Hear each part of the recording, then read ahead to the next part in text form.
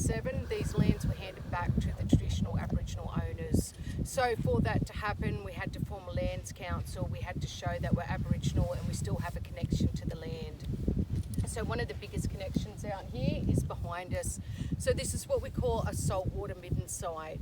So the midden sites are absolutely full of artefacts. Mainly what you can see left over is the white pippy shells. So like the oysters, the seafoods that we eat. So this is a place where all of our people come together to share meals.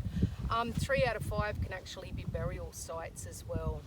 So as Ross was saying, the largest moving coastal sand dunes in the southern hemisphere. So they move backwards and forwards all the time. So they cover things up and they uncover things as well. In saying they're burial sites, yes, we have had human remains come out and they've been very ancient and old, so they're actually put to the back of the sand dunes, because the sand dunes, besides moving backwards and forwards, are also marching inland each year as well. So those remains are put on the inside of the dunes, so hopefully they're covered up and kept safe for thousands of years more to come. So when the land was handed back to the traditional Aboriginal owners, we are actually now co-managed with national parks. So these larger sand dunes, they stretch for 32 kilometres. I think one of the most beautiful thing about the sand dune systems, all of this stretch, every shell, every stone has actually been carried in here by our ancestors. It's all here for a reason. Whether that was sharing meals, having large ceremonies where people all got together. And also we have a lot of stone tool sites where our people are actually living out here preparing food.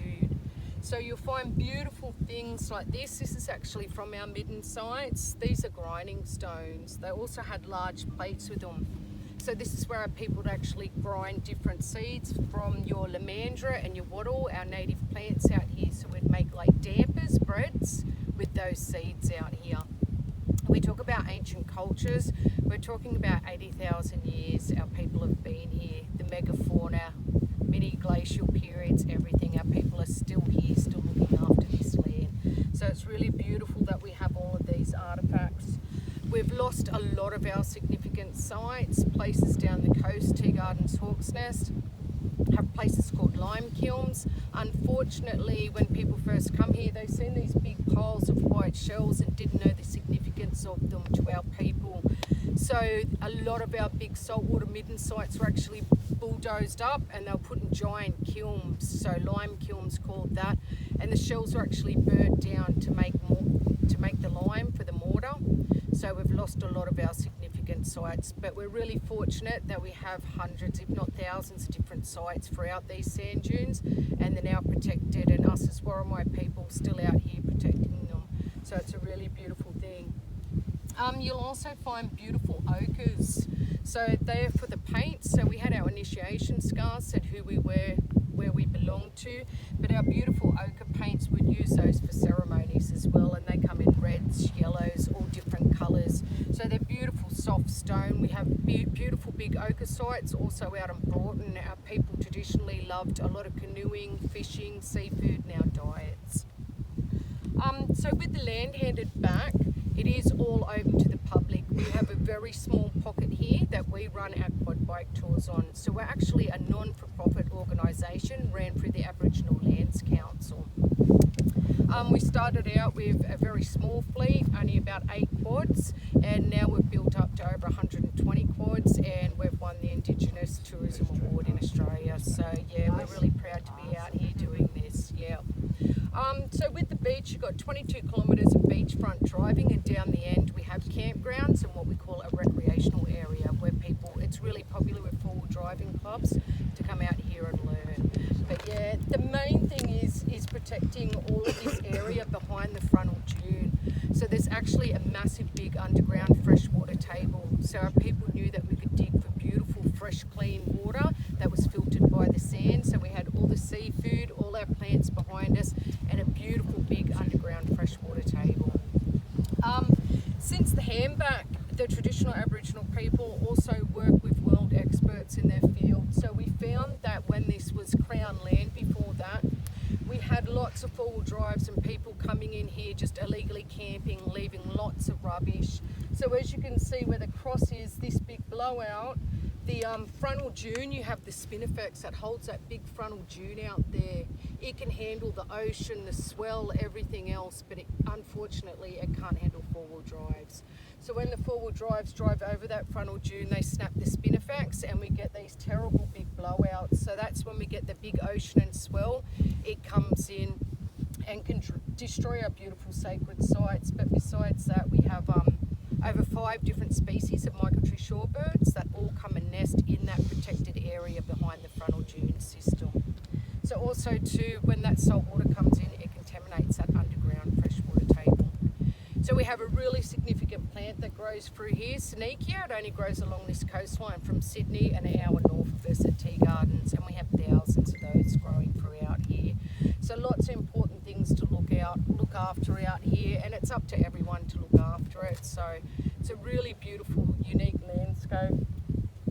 With the big freshwater table that we have, I still love in spring when you're going through the dunes and you feel like you're in the middle of the desert, we'll actually have the freshwater snake-necked turtles. They migrate from over the swamps into the dunes here to lay their eggs. So they're really cool, yeah.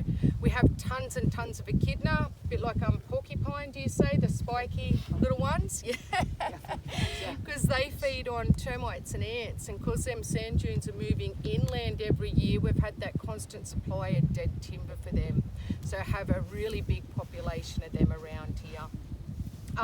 The sand dunes too, they're full of these amazing little sand burrowing frogs that live all throughout the sand dunes. We have lots of snake species. You're in Australia, so yeah, of course they're deadly. We have, yeah, the eastern brown and the red belly, and the browns normally stay more towards the bushland because they're feeding on your marsupials and that, but your red bellies, we do unfortunately get them out here in the dunes sometimes because they're after more your reptiles, your frogs, and they're hunting them. So we actually went and did our snake handling course because when they come into the dunes, they can actually get stuck in them big divots, and when it heats up over like that 30 degrees, they stress out quite easily and can perish out here. So yeah, we get the snake handling kit and put them back where they need to be in the bush out there. But yeah. So some of the plants traditionally, sorry I forgot this one. This stone here is really important. This one's called Nobby's chert, so it's a chert. When it's freshly broken, it's sharp enough to actually cut glass. So as you can imagine, really useful for spear points, everything like that. This stone comes in a few different colours as well, but it's only found in Newcastle Headland. So the significance of that, this has been found out of New South Wales. So it shows how far our people actually traded with each other. So really important stone, that one. I'll just show you this one. So this is our native wattle, the golden wattle, and it's got a pretty cool trick with it. I'll just get some of the natural oils out. When we're finished too, this one here is a traditional food, the lilly-pilly. It's got a little seed inside, but feel free to come up and taste one of those. I'll just get some oils out. So if you've got any questions about anything while I'm just doing this. With our migratory shorebirds, the problem with all of our migratory shorebirds, as I was saying with the four-wheel drives, all of our migratory shorebirds plonk 2 or 3 little speckled eggs in the sand. They don't have a tree, they don't have a nest. So it's another really important thing to keep them four-wheel drives out of this area as well. Yes. So your golden wattle also makes soap. Yeah. So your soap is really good too because that was actually crushed up and put into the smaller water holes, so to take the oxygen out and bring the crustaceans and that to the surface as well. So as I said, your golden wattle also has the seeds that were made of the damper.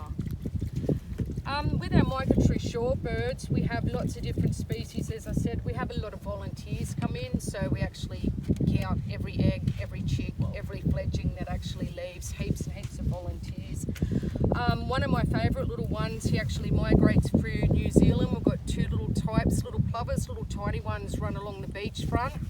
They're really cute. They actually love to come up and nest in our midden, and the little red caps are only that big, and when they're down in our middens you can hardly see them.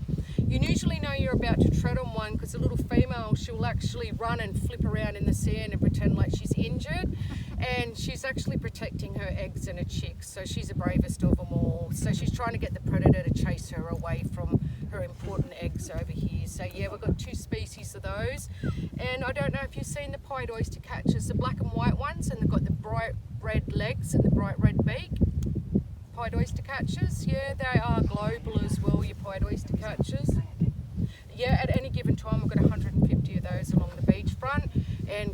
spring they'll pair up and come behind that frontal dune and nest as well. So yeah, really important environment out here. So besides our cultural significance, yeah. All right, so let's try this lilly-pilly. I think there's supposed to be a seed in here, but let's try it anyway. It's got a mouthfeel like I'm biting down on sour. It's like biting down on styrofoam, honestly. Yeah, there's the seed.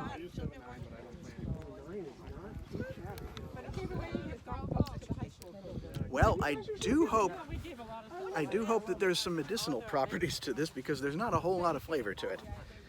I'm getting so used to tropical fruits that have this or that going for them that that was almost nothing. But don't feel any ill effects either, so not bad. It's one of those things where you just have to try it and see what it's like.